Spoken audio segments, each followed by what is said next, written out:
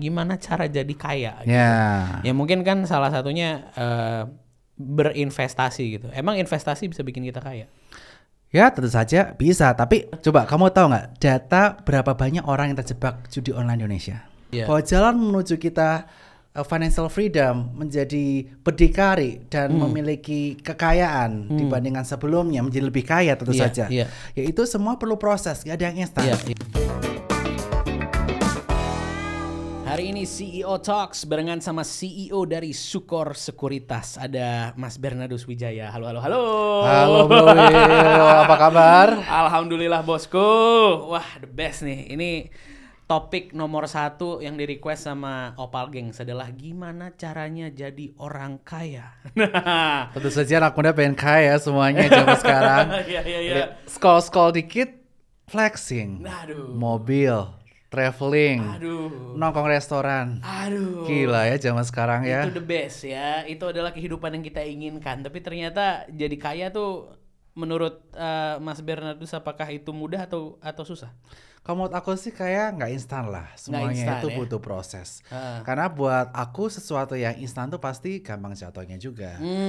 Nah itu kelemahan generasi-generasi sekarang ya, termasuk generasi saya. Karena kenapa kita itu udah kebiasaan sama segala hal yang serba instan Bro Willy. Oke. Contoh nih, kita dikit-dikit healing.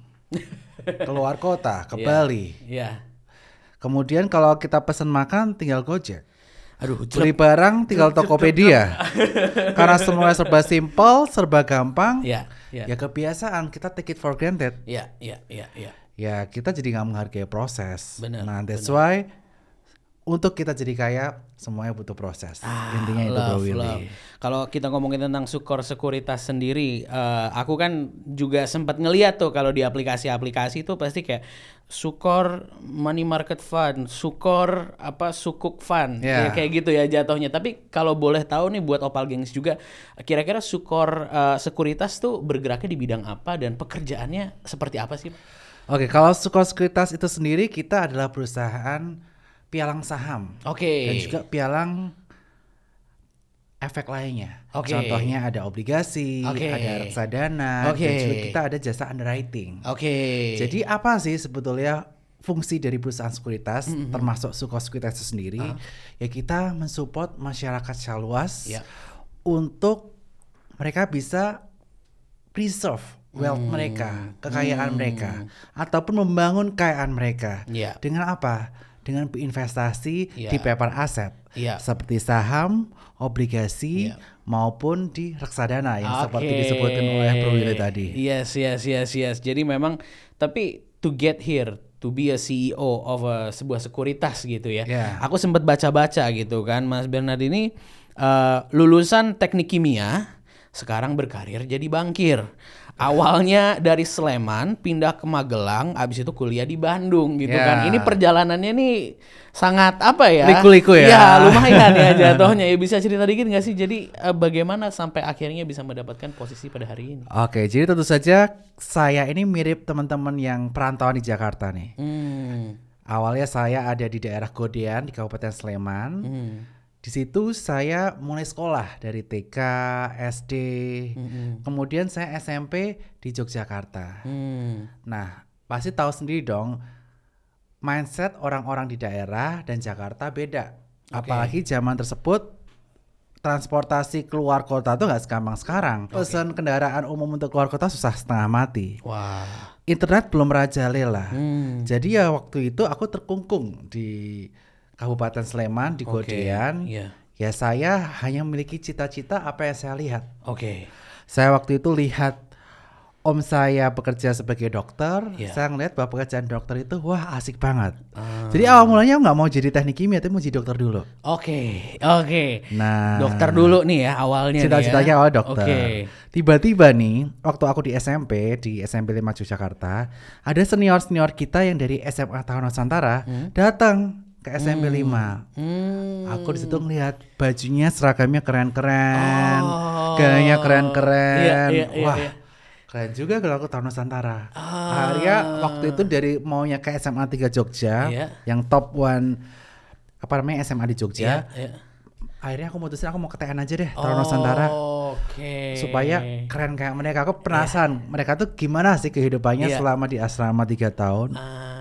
Nah, akhirnya SMA aku ke Magelang dan ternyata kehidupannya berbeda banget sama di Jogja. Karena Jogja aku sama parent, sama orang tua. Di Magelang sendiri di asrama, dan asrama itu mirip asrama tentara. Kebayang betul, gak? iya Tarnus kan. Tarnus. Tapi waktu itu aku bener-bener di barak, bro. Barak kayaknya Barak. di situ. Dan di situ benar-benar diajarin mengenai filosofi bangsa Indonesia. Bagaimana membela negara, bagaimana Indonesia itu berdiri. Itu diajarin semua. Kita diajarin kedisiplinan, baris berbaris, halang rintang dan lain sebagainya diajarin di SMA Taruh Nusantara. Nah, kebanyakan yang ke SMA aku itu di Taruh Nusantara pengennya jadi tentara, kalau nggak polisi. Anak-anak Gen Z kan idealis lah. Mirip aku juga waktu itu. Ini bukan aku banget ya. Jadi aku decided, aku mencoba mengejar cita-cita pertamaku waktu itu jadi dokter. Jadi dokter. Nah, aku pengennya dokternya waktu itu di UI, bukan di Jogja. Di Jogja aja UGM, di UI di Jakarta. Kenapa pengennya di Jakarta waktu itu? Karena di Jogja aku udah lama di Jogja, jadi Jogja itu lagi. Mau hal yang baru. Nah, kalau Jakarta dulu kan aku taunya cuma dari lihat sinetron. Oh betul. Dulu aku pecinta sinetron waktu SMP SD. Jadi Jakarta tuh kotanya gede, gedungnya tinggi-tinggi dan lain sebagainya. Yaudah aku daftar FKUI. Nah, tapi jalan Tuhan aku nggak ke kedokteran. Karena di FKUI aku nggak keterima. Aku terimanya di FKUGM, which is aku nggak pengen banget lah karena di Jogja terus ya. Gila, FKUGM tuh kan keren. Ibaratnya ini berarti ditolak nih FKUGM. Ya, mohon maaf waktu itu. Luar biasa. Akhirnya aku ambil jalur ke ITB juga waktu itu, dan puji Tuhan diterima, dan aku juga pengen ngerasain juga tinggal di kota Bandung gimana. Karena waktu itu aku juga suka musik kayak Bro Will ini. Dan di Bandung itu banyak penyanyi-penyanyi terkenal lahir. Kayak Bro Ariel Noah. Kemudian banyak artis lain lagi di Bandung. Kreatif banget lah gitu. Kreatif Rosa juga dari Sumedang, dari Jawa Barat. Jadi aku pengen tahu lah kehidupan di Bandung itu seperti apa sih. Kenapa bisa melahirkan banyak entertainer atau pekerja kreatif yang luar biasa. Akhirnya aku ke Bandung, ITB, ambil jurusan teknik kimia.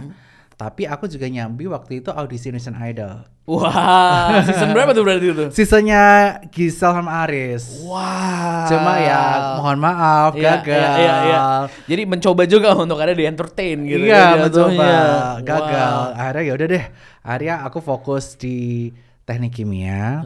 Tapi waktu aku lulus dari teknik kimia, 1 tahun sebelumnya 2012 aku launching single. Judulnya Hanya Satu, karena aku masih coba mewujudkan cita-citaku jadi penyanyi. Karena waktu itu seasonnya Aris sama Gisel itu season terakhir sebelum Off Idol. I see. Aku ingat tuh belum ada tuh ya. Waktu itu sempet kosong lah waktu itu lama, ya. Jadi akhirnya ya udah deh, aku coba ngeluarin single sendiri dulu, judulnya Hanya Satu. Tapi gagal juga. Wah, ini lucu juga kalau misalnya bertahun-tahun sebelum ini udah ada Opal, mungkin promo single di Opal ya. Mungkin ya. Harus kali ya kalau gitu. Iya kan? Aduh, jadi akhirnya main ke media sebagai seorang CEO Sukor Sekuritas. Iya, jauh banget kan. Dari akhirnya pengen jadi entertainer, kemudian kuliah di ITB, teknik kimia 2013 lulus. Waktu itu pekerjaan di bidang teknik kimia lagi nggak bagus. Karena harga oil and gas waktu itu turun. Ya akhirnya aku udah deh cari kerjaan yang di kota Jakarta aja, karena awal-awal aku juga pengen punya cita-cita tinggal di ibu kota nih. Akhirnya apply di Jakarta, aku apply banyak perusahaan dari consulting seperti BCG, McKinsey, Unilever, dan akhirnya yang keterima waktu itu di Citibank Indonesia. I see. Akhirnya masuklah ke dunia finance. Yes, itu awal ceritanya aku di finance di Citibank. Tapi di Citibank itu bener-bener pola pikir aku, kedisiplinan aku itu dibentuk. Karena seperti kayak aku sampaikan di awal tadi, segala sesuatu nggak ada yang instan. Dan Citibank ini memang sekolahnya para banker ya. Jadi aku dididik bener-bener gimana mindset seorang banker, terutama waktu itu aku di operation, bagaimana mengatur operasional yang proper, good corporate governance, belajar IT, belajar service dan lain sebagainya. Nah, pengalaman 3 tahun aku di Citibank itu, mulai dari di custodian bank, di IT dan juga di cash management, akhirnya membawa aku untuk mendigitalisasi perusahaan sekuritas lama, yaitu Sukor Sekuritas yang sebenarnya udah berdiri tahun 1989, bro. Oh gitu. Iya. Oh jadi akhirnya mendigitalisasi. Makanya sekarang juga kita udah tahu gitu kan. Kita udah tahu dari berbagai sumber lah gitu jatuhnya. Bener, karena dulu di tahun 2016 waktu aku masuk Sukor, kita belum memiliki namanya aplikasi online trading, bro. Jadi kalau orang mau melakukan pembelian penjualan saham ataupun reksadana, mereka harus telepon ke broker. Telepon ke broker, aku mau beli saham ini dong, aku mau beli obligasi ini dong, beli reksadana ini dong. Nggak bisa namanya melakukan pembelian mandiri menggunakan aplikasi. I see. Nah waktu itu yang mendigitalisasi di Sukor Sekuritas, aku project manajernya. I see. Yang tadi yang ada online trading jadi online trading, bisa beli saham di aplikasi, beli reksadana di aplikasi, dan kita memiliki ekosistem edukator pasar modal, ekosistem cabang, kampus, ekosistem tenaga pemasar, salah satu yang terbesar di Indonesia. Wah itu dia. Ya katanya uang yang beredar itu puluhan triliun ya, ratusan triliun bisa dibilang. Kalau untuk di Sukor Sekuritas sendiri, per September 2024 kemarin total dana dan juga cash atau total aset yang ada di Sukor Sekuritas sebagai custodian, kita ada di kisaran 32 triliun rupiah. Lumayan tuh ya. Luar biasa lah. Dulu waktu awal-awal aku join tuh masih kecil, masih di bawah 5 triliun lah pasti. Untuk yang ada di ADN kita. Tapi ini udah berkembang ke 31, ya puji Tuhan banget lah. Puji Tuhan. Buset, itu beli cimol dapat berapa ya cimolnya gitu kan, luar biasa. Dan pastinya kalau kita tracking back gitu ya Mas ya. Apalagi tadi the first job was in Citibank. What was the first job like? Wah, waktu itu kan aku gak ada gambaran dunia kerja seperti apa ya. Apalagi di Jakarta, bro. Dari Jogja ke Jakarta beda banget. Orang tua aku juga ya pengusaha kecil-kecil lah di Jogja waktu itu. Jadi aku nggak ada bayangan kerja di kota tuh kayak gimana. Ternyata surprise banget. Kerja di Jakarta tuh semua orangnya kompetitif. Ambisius. Kemudian mereka itu benar-benar kerjanya teratur. Atau mungkin karena memang aku waktu itu kerja di salah satu bank terbesar dunia ya, di Citibank ya. Kayaknya iya deh, kayaknya tempat kerjanya juga ya di situ. Makanya it's very intimidating kerja di sana. Jadi I always strive to be the best di sana supaya people not look down at me. Apalagi waktu itu aku bukan jurusan ekonomi atau jenisnya.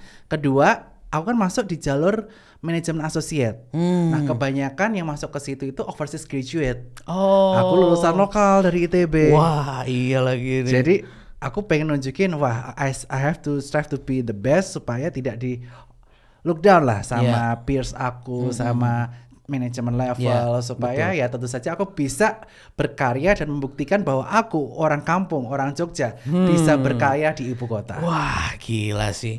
Dan sampai sekarang ya masuk Forbes juga.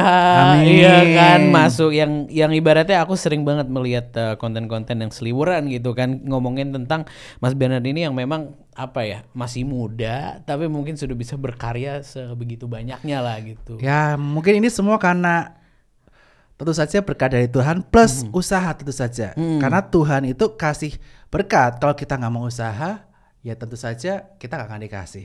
Dan ini semua karena aku orangnya gimana ya bisa dibilang ya, curious-nya tinggi dan selalu mau explore. Nah ini kelebihan Gen Z zaman sekarang yang aku lihat. Orangnya curious-nya tinggi dan selalu mau explore. Tapi yang penting explore-nya jangan kebablasan. Itu aja tuh. Itu aja. Bener. Nah, kenapa itu penting di zaman sekarang? Karena sekarang tuh era digitalisasi, semuanya serba cepat. Perubahan teknologi, perubahan gaya marketing, perubahan produk itu terjadi sangat cepat. Kalau kita tidak dynamic melakukan adaptasi, kita akan ketinggalan zaman di zaman sekarang. Dan kita tidak akan menjadi game changer. Kita cuma jadi follower. Nah, oleh karena itu curiosity itu penting banget di zaman sekarang. Dan kita juga harus suka explore. Kayak waktu itu kan aku explore terus nih. Dari SMP 5, terus Iya. penasaran Lanjut. asrama sekolah tentara, ya udah tahun tentara. Terus penasaran Bandung kayak gimana, banyak Iya. artis ke Bandung. Ah. Penasaran jadi penyanyi gimana, Gas, idol, iya. keluarin single. Iya. Penasaran kerja di Jakarta gimana, ke Citibank Iya. dan lain sebagainya. Iya. Nggak pernah ada rasa malu gitu untuk mencoba hal Nggak baru. pernah. Karena kenapa? Karena aku pengen hidup to the fullest. I want to live to the fullest. Karena hidup ini cuma sekali. Tapi tentu saja I want to live to the fullest yang bertanggung jawab. Maksudnya bertanggung jawab apa? Ya saya sebagai anak muda harus bisa berdikari Ya. atau berdiri di atas kaki sendiri. Seperti dikatakan Bung Karno. Iya. Kita jangan sampai bergantung sama orang tua, Betul. bergantung sama orang lain. Ya. Ketika kita sudah menginjak kepala 3, Ya. sebagai kita udah bisa mandiri, Ya. bisa berkarya buat Ya. keluarga, masyarakat, dan tentu saja bangsa Indonesia. Itu Ya. yang menjadi harapan saya sih. Yang paling penting itu. Iya, iya. Jangan iya, jadi iya. beban lah. Jangan istilahnya. jadi beban ya jatuhnya. Iya. Iya sih, pada akhirnya kita cuma pengen mencoba gimana caranya biar kita bisa apa ya, menghidupi keluarga kita. Bener. Kita bisa berkarya yang terbaik gitu ya Betul. jatuhnya. Itu kalau buat saya pertama nggak bergantung sama orang lain, kita bisa independen, mandiri, berdikari.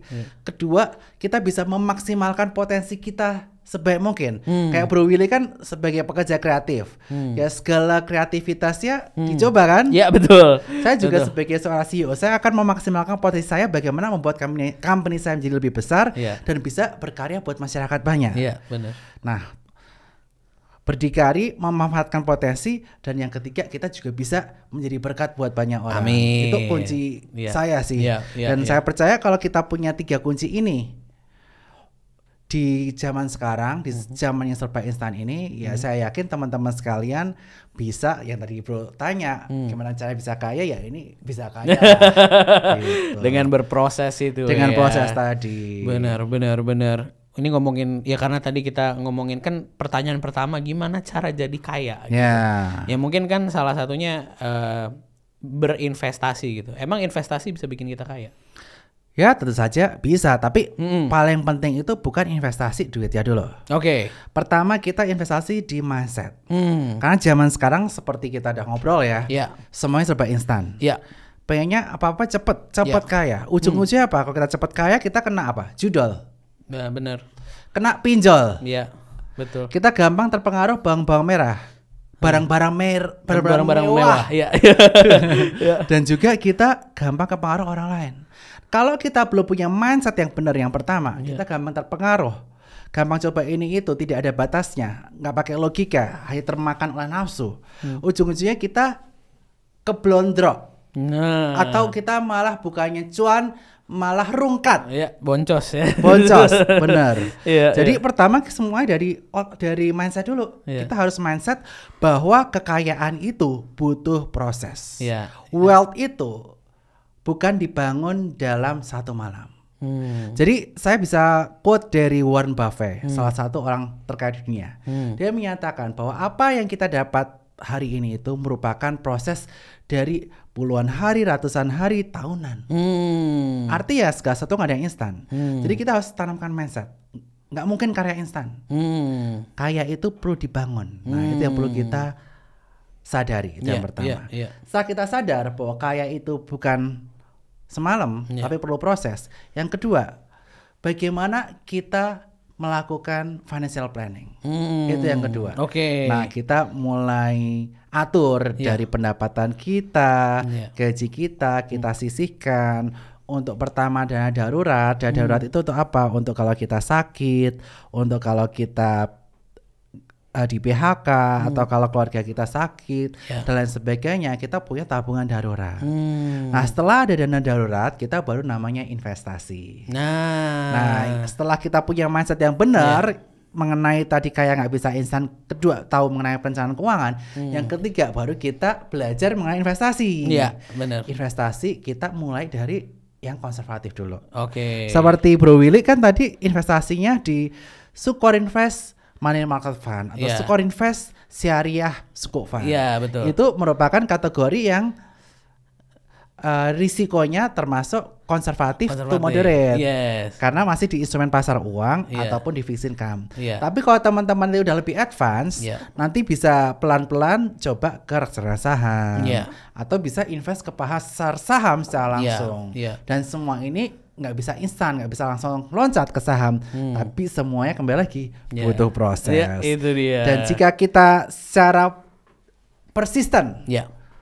proses 1, 2, 3 kita bisa jalanin, ya mudah-mudahan kita bisa kaya. Amin. Walaupun saya ingin garis bawahi, mungkin kalian akan mengalami naik turunnya kehidupan, naik turunnya wealth kalian. Ya. Betul. Tapi saya percaya kalau kalian bisa belajar dari kesalahan, Ya. terus mempraktekkan 3 itu, Ya. pada akhirnya kalian bisa mencapai financial freedom, Ya. independen, dan juga berdiri di Amin. atas kaki sendiri. Yes, Begitu dari yes. saya. Itu ya. Jadi di sini kayak yang tadi kalau kita bisa rangkum gitu, it's not investment first, bukan investment duluan. Enggak. Jatuhnya invest itu malah kalau kita udah ada uangnya, udah ada mindsetnya gitu. Betul, kan semua kembali jatuhnya. dari mindset. Yes, benar. Mungkin itu kayak klise dan banyak diomongin sama orang, mindsetnya harus seperti ini. Tapi ternyata itu memang sesuatu yang ya bener gitu. Emang caranya begitu, mau gimana Emang lagi? Bener. Coba kamu tahu nggak data berapa banyak orang yang terjebak judi online di Indonesia? Wah, nggak tahu berapa tuh. Itu lebih dari 100 triliun rupiah seluruh Indonesia. Iya. Artinya apa? Bangsa kita ini kebanyakan berpikir bahwa kaya itu bisa diperoleh secara dengan instan. Padahal semua itu butuh proses. Jadi kalau Iya. kita bareng-bareng dengan Sukor Iya. dan juga Opal, kita mengedukasi Iya. bahwa jalan menuju kita financial freedom, menjadi berdikari dan memiliki kekayaan dibandingkan sebelumnya, menjadi lebih kaya tentu Iya, saja. iya. Yaitu semua perlu proses, gak ada yang instan. Iya, iya, bener. Jangan sekali-kali pakai judi online. Iya, itu jangan ya. Jangan, Itu bukan investment ya. Bukan. Makanya dari data tadi itu jadi bukti kan, Iya, bro. betul, Bukti betul. kalau masyarakat kita masih mindsetnya belum benar. Iya. Asal kita mindset benerin dulu, kita belajar financial planning kedua, Iya. dan baru kita belajar investasi. Kita kokohkan 3 pilar ini. Iya. Kita bisa semakin kaya lah hari-harinya. Nice. Ngomongin tentang investasi juga nih ya. Aku ngerasa bahwa kayaknya Mas Bernard ini tidak suka sama hutang. Ya. Tidak suka sama ya yang tadi online gitu kan jatuhnya. Gila kalau misalnya sekarang nih pay later menurut Mas Bernard itu seperti apa? Kalau menurut pandangan saya, pay later itu sah-sah aja, asalkan semuanya sudah dibudgetkan. Oke. Mengerti ya, semua Ya. sudah dibudgetkan. Ya. Tetapi sekali lagi jangan sampai kita lebih besar pasak daripada tiang. Karena berdasarkan financial planning, Ya. sebaiknya kita itu memiliki dana darurat at least ada di angka 6 kali dari biaya hidup kita bulanan. Oke. Misalnya biaya hidup bulanan kita sebulan 3 juta rupiah. Ya. Berarti at least kita punya 6 kali 3 dulu 18 juta. Ya. Baru kita di atasnya bisa kita untuk investasi atau untuk traveling dan lain sebagainya. Ya. Ya. Setuju banget. Tapi kalau teman-teman belum mendapatkan pendapatan yang rutin, terus pay later, misalnya belum mencapai dana darurat tadi udah pay later, menurut saya itu kurang wise. Oke. Gitu. Jadi ini kembali lagi ke kondisi ya, kondisi orang teman-teman. Pay later ini digunakan untuk apa? Untuk kebutuhan konsumtif atau produktif. Kalau produktif silakan, tapi kalau konsumtif better tunda dulu. Dulu aku pakai pay later tuh buat beli kamera pertamaku. Nah, itu kan untuk produktif. Iya, itu 11 juta. Kalau aku nabung mungkin butuh 2 tahun kali gitu kan. Makanya. Aku pakai gitu jatuhnya. Ada namanya opportunity loss. Nah. Waktu itu aku juga kan juga sering bikin konten Iya, ya. Aku waktu itu berapa kali hire videographer. Dia waktu itu kamera rusak, akhirnya beli yang baru. Kalau nggak salah juga pakai pay later. Buat tau nggak masalah, kenapa? Karena itu digunakan untuk sesuatu yang produktif kameranya. Betul. Dia misalnya harga kameranya misal ya 20 juta. Iya. Dia sekali syuting dapat 2 juta. Ah. Jadi 10 syuting udah balik. Udah balik modal. Balik modal. Bener. Dan masih bisa ada job-job lainnya lagi. Betul. Kalau dia nggak ada kamera rusak, dampaknya Iya. apa? Opportunity loss. Iya. Makanya menurut aku tergantung pay later itu boleh atau enggak. Iya. Kalau pay later untuk sesuatu yang produktif, Iya. it will be good. Oke. Tapi kalau pay later itu sesuatu yang konsumtif, Iya. better tunda dulu. Karena Oke. kita sebaiknya penuhi dulu. Ya. Dana darurat kita isikan investasi. Nah, kalau kita mau investasi antar dulu, ya udahlah pay later dulu untuk liburan segala macam juga silahkan. Oke, berarti nomor 1 itu memang adalah ada di dana darurat duluan ya. Yes, betul. So even kalau misalnya dana darurat apa investasi, dana darurat dulu. Ya. Ibaratnya itu tadi apa pasaknya tuh harus kuat gitu ya. jatuhnya. Istilahnya itu safety net atau sabuk pengaman kita lah. Nah. Jadi kalau kehidupan kita ada goncangan, Ya. bisa keluar airbag, ada Ya. sabuk pengaman, nah itu udah darurat kita. Yes. Kita nggak harus mati lah istilahnya. Betul, kalau kecelakaan. Wah, ini aku seneng banget sih karena itu tadi apa banyak anak muda zaman sekarang termasuk aku juga gitu yang memang ya kita pengen lah healing, kita pengen minum kopi enak di kafe yang lucu gitu kan, kita pengen melakukan banyak hal di situ. Tapi memang ada saatnya juga kita ngerem dikit Yes. untuk biar kita bisa punya tadi airbagnya, untuk kita punya apa ya pegangan lah gitu biar Betul kita banget. nggak paycheck to paycheck juga kan pada akhirnya Benar. gitu. Nah mungkin kalau aku boleh ngomong tentang kan kalau tadi kan lebih ke teman-teman yang mungkin baru bekerja, baru punya penghasilan Ya. gitu ya. Mungkin kita naik step up a little bit. Kalau misalnya mereka sudah punya apa ya dana darurat, udah aman, terus sudah ada pekerjaan gitu ya. Mereka punya dana lebih nih misalnya. Ya. Lebih ke individual stock atau ke reksadana kalau Wah, ini tergantung lagi ya. Oke. Kalau pekerjaannya sibuk, Ya. menurut aku yang sama sekali nggak sempat mantau saham dan mereka masih berada di fase untuk accelerate their career, Ya. jadi mereka harus hustler banget. Ya. Yaudah, better reksadana dulu. Oke, siap. Karena kita nggak sempat mantau sahamnya. Oke. Tapi kalau teman-teman udah di fase karirnya udah oke, penghasilan udah lumayan banyak, teman-teman bisa banyak delegasiin kerjaan ke subordinate. Yeah. Jadi ada waktu untuk at least mantau saham 4 kali, yaitu after market buka, kemudian sebelum market tutup, sesi 1, buka sesi 2, tutup sesi 2, 4 kali sehari, ya nggak ada salahnya belajar saham. Oke. Gitu. Belajar sahamnya awalnya dari mana tuh, Mas? Kalau aku sih pertama kali belajar dari Miss Ellen May ya. Jadi thank you ya buat Miss Ellen May official tuh yang bikin aku semangat belajar saham pertama kali. Tapi dari berbagai ilmu yang aku pelajari saat ini, yang udah pelajari sampai hari ini, paling penting itu kita belajar top down analysis. Oke. Jadi kita ngertiin bagaimana kondisi makroekonomi Oke. di dunia, Hah? regional dan juga Indonesia. Oke. Kemudian dari situ kita bisa melihat sektor apa yang diuntungkan, Oke. dan kemudian dari situ kita baru turun ke saham. I see. Dan nanti dari saham itu kita analisis baik secara fundamental bagaimana kita mengecek kesehatan perusahaan, prospek perusahaan kedepannya seperti apa, Ya. kemudian area entry dan exitnya kita bisa menggunakan teknik analisis. I see. Dan nanti teman-teman di sini bisa coba aja aplikasi namanya Spot by Suko Sekuritas, SPOT by Suko Sekuritas, Oke. di App Store atau di Android. Teman-teman coba buka rekening di situ ya. Ya. Nah, di situ teman-teman akan dapat daily update secara makroekonomi. Ya. Kemudian dapat signal technical, support resistance segala macam. Oke, Dan oke. ada data fundamental yang bisa kita pelajari, mulai Nice. PE, book value maupun debt to equity ratio. Aduh. Nah, teknis ini udah banget teknis, nih, udah mulai Bang. teknis. Jangan Ya, terlalu- ya. jangan Pokoknya terlalu. iya benar.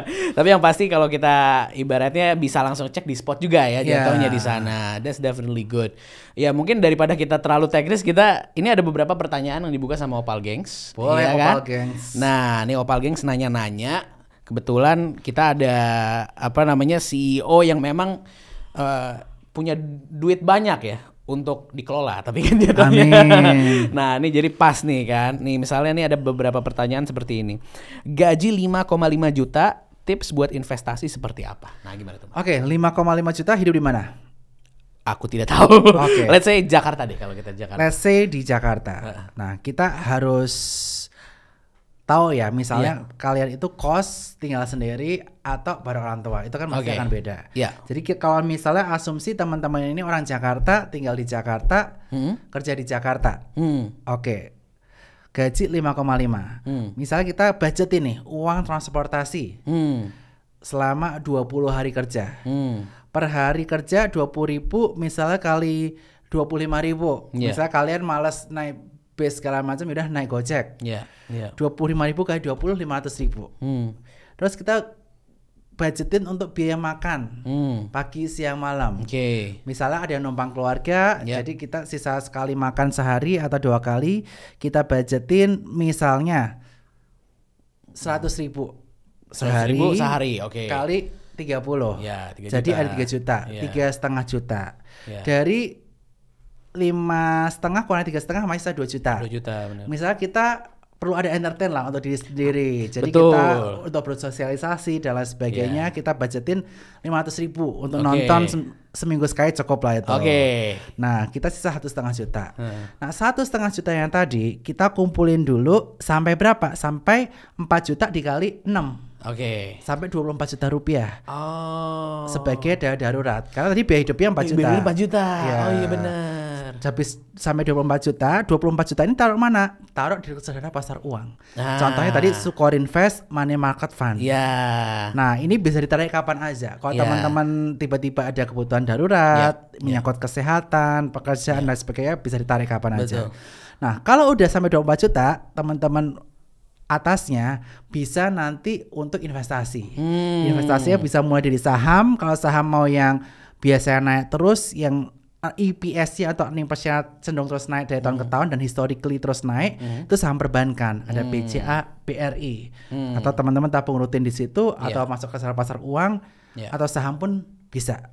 Hanya di aplikasi Spot by Sukor Sekuritas. Nah, itu masuk nih di spot itu ya. Nah, tapi sekali lagi aku ingetin, proses kita berinvestasi itu proses yang panjang seumur hidup. Jadi kita harus konsisten, tapi kita juga harus try to enjoy it. Dengan apa? Ya sekali-sekali perlulah kita self reward. Dan memang ya nggak masalah. Tapi kayaknya dari tadi kalau yang aku bisa dapat adalah kalau anak muda mungkin fresh graduate baru dapat pekerjaan atau baru punya first job gitu ya. Memang number one itu ada di kuatin dulu nih fundamentalnya gitu ya, kuatin dulu tuh yang namanya tadi mindsetnya, terus juga perencanaan keuangannya, kemudian gitu baru pelajari bagaimana investasi. Karena di semua situ. itu dimulai dari pola pikir kita. Nice. Nih ada mungkin kita ngelihat nih ada beberapa pertanyaan juga. Tadi top instrumen investasi di Indonesia yang cocok buat anak muda, kayaknya udah pas nih ya, udah tadi mungkin ada di sana ya. Terus juga kita ngelihat culture perusahaan, wah ini keren nih. Oke, kita ngomongin tentang culture perusahaan. Kalau di Sukor sendiri seperti apa? Kalau Sukor Sekuritas sendiri secara general kita culture perusahaannya itu benar-benar kayak film startup, tahu nggak? Oh siap. Jadi kita sebenarnya sehari-hari nggak harus pakaian kayak gini sih. Aku pakai pakaian kayak gini karena baru meeting di Bursa Efek Indonesia. Benar. Ketemu direksinya ya, kita menghormati harus, ritual. Benar. Tapi kalau kita di kantor biasa kita pakainya bebas kayak kalian ini, kreatif style lah, anak muda banget lah, sangat casual. Jadi ya kita keluargaan banget, kemudian kita gotong royong, pokoknya very dynamic lah, seperti Instagram kita di @sukor_sekuritas. Bisa dicari di situ. Nah, bagaimana membangun culture suatu perusahaan? Jadi di dalam suatu perusahaan tentu saja memiliki nahkoda. Nahkoda itu ada di seorang CEO atau presiden direktur. Dia yang akan memberikan contoh bagaimana sistem berorganisasi, sistem bekerja di perusahaan tersebut. Dan tentu saja culture tersebut itu harus yang betul-betul sesuai dengan kepribadian CEO-nya dan relevan dengan pasar. Karena itu akan berdampak pula kepada target market kita. Sebagai contoh nih, aku waktu jadi CEO Sukor di usia 29. Nah, masih muda banget. Muda sekali. Ya, dan waktu itu aku juga masih ya orangnya kan suka explore yang aku bilang. Curious. Dan itu aku turunkan ke tim aku. Ke teman-teman. Dan dari 4 tahun saya menjadi CEO, akhirnya culture tersebut terbentuk. Jadi lebih santai, casual, tapi tetap curious dan terus berinovasi. Dan itu berdampak kepada produk-produk kita, mau jadi aplikasi kita yang inovatif, sempat jadi penghargaan The Best Trading Apps di tahun 2023. Kemudian berdampak juga kepada klien kita yang cenderung berusia di bawah 30 tahun, masih milenial. Oh, milenial ya Yes, jatuhnya. milenial Gen Z.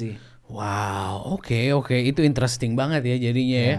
Coba kalau sekarang pekerja yang bekerja barengan sama Mas Bernard, kira-kira apa yang mereka harus punya? Pasti tadi curiosity itu nomor satu gitu kan. Curiosity. Ya, apalagi itu selain itu. Inovatif. Oke, inovatifnya ya. Tapi jangan kalah penting adalah persistent and perseverance. Oke, persistence ya. Ya, persisten. Kenapa? Karena zaman sekarang seperti aku sampaikan tadi ya, Ya. kita kebiasaan segala sesuatu instan. Ya, betul. Wah. Nah, kalau menurut saya yang kurang dari generasi sekarang adalah persistent, perseverance, determination. Asal kita memiliki hal tersebut, selain tadi curiosity dan innovation, ya saya percaya kita bisa menjadi generasi muda Gen Z yang bisa bermanfaat buat banyak orang. Amin. Dan ditunggu karya-karyanya. Yes. Opal Gangs. Opal Gangs ya namanya. Opal Gangs, benar, itu pendengar kita. Kita lihat lagi di sini ada satu lagi nih, Pak ya. Gimana Mas Bernard bekerja sama dengan tim atau partner yang umurnya di atas Mas Bernard? Mungkin terlihat nih dengan batiknya nih seperti ini. Wah, jadi ya tentu saja kita harus try to be relevant with them. Cara yang menjadi relevan dengan mereka seperti apa? Ya pertama dari penampilan dulu. Kalau kita bertemu dengan mereka ya kita harus pakaian yang sama kayak mereka. Itu udah menang satu set. Kalau di awal kita bisa melakukan tersebut. Kita harus mengerti tata krama, sopan santun, budaya Indonesia, itu penting. Yang kedua, setelah kita harus relevan, kita harus improve diri kita. Sehingga kita bisa apa? Gain respect dari mereka. Jadi contohnya waktu aku di Sekuritas ya aku berusaha mempelajari A to Z mengenai dunia sekuritas. Mulai dari front end sampai back end. Mulai dari penjualan sampai dengan operasional di belakang. Saya harus pahami semuanya. Risiko-risikonya. Kemudian dari sisi IT, dari sisi sistem segala macam. Dan kalau kita udah mengerti A to Z, kita bisa ngobrol secara teknis. Orang-orang senior tuh suka ngomongin teknis dengan mereka dan mereka bisa respect kita. Oh, ini anak muda ngerti juga.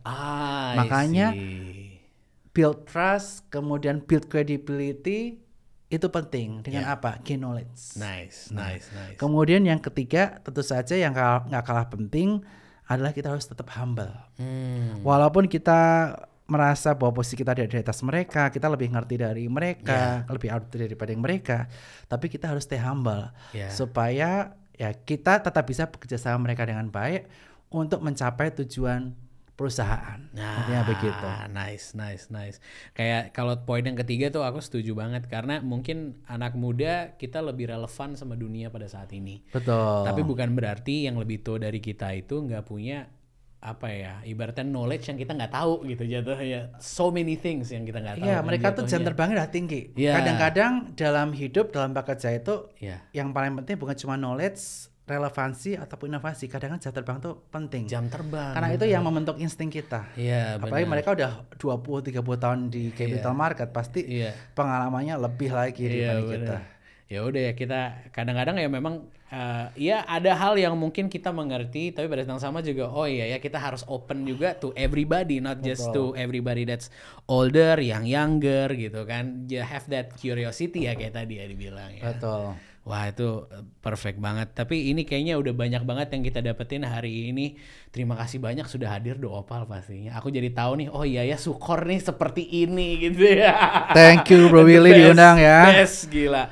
Dan pastinya semoga teman-teman yang menonton Opal Gangs di luar sana jadi makin tahu lagi, mungkin bukan cuma investasi di sini, tapi udah dikasih tahu juga tentang gimana caranya kita bisa punya financial planning yang benar gitu kan. Benar. Wah. Anyway, kapan-kapan boleh dong ajak teman-teman kita naik bis bareng ngomongin keuangan. Nah, itu kalau di Opal kan kita biasanya suka podcast di bis gitu kan. Aku juga pengen nyobain nih bis ya. Nice. Let's go next ya kita gas ya. Boleh. Mungkin kita sebagai closing boleh dikasih tahu mungkin buat Opal Gangs apa ya, bisa dibilang kalau dari Mas Bernard sendiri ada pesan-pesan buat Opal Gangs, boleh silakan. Oke, Opal Gangs, jadi buat teman-teman sekalian tentu saja kita harus percaya bahwa kita pasti bisa menjadi semakin kaya tiap harinya. Tapi kayak dimaksudnya bukan kaya dalam sisi uang yang berlimpah saja, tapi dalam hal mengenai berdikari. Kemudian kaitannya mengenai memiliki financial independent, tidak bergantung dengan orang lain, tapi kita juga bisa menjadi berkat buat keluarga dan orang sekitar. Nah, caranya gimana? Caranya tentu saja kita harus memperbaiki mindset kita dulu, bahwa kekayaan itu adalah proses yang panjang, bukan proses yang instan. Jangan kita sekali-kali terjebak dalam hal kaitan main judi online, pengen cepat kaya, dan lain sebagainya, karena itu yang bisa merusak jalan kita. Kemudian yang kedua, kita harus mempelajari mengenai perencanaan keuangan. Jangan lupa untuk siapkan dana darurat kalian sebelum berinvestasi, karena kita tidak bisa memprediksi apa yang terjadi ke depannya dalam kehidupan kita. Misal sakit, ada sesuatu dalam pekerjaan, dan lain sebagainya. Dan yang ketiga, setelah kita memiliki perencanaan keuangan yang bagus dan memiliki dana darurat, jangan lupa kita bisa berinvestasi di instrumen investasi yang sesuai dengan risk profile rekan-rekan sekalian. Dan tentu saja teman-teman jangan lupa ya, bisa buka rekening di Spot by Sukor Sekuritas, karena di situ akan diajarin bagaimana berinvestasi dari awal, mulai dari obligasi, reksadana, hingga pasar saham. Sekian dari saya, Bro Willy. Perfect. Itu dia CEO dari Sukor Sekuritas, Mas Bernardus Wijaya. Terima kasih banyak. Terima kasih. Thank you, Bro Willy.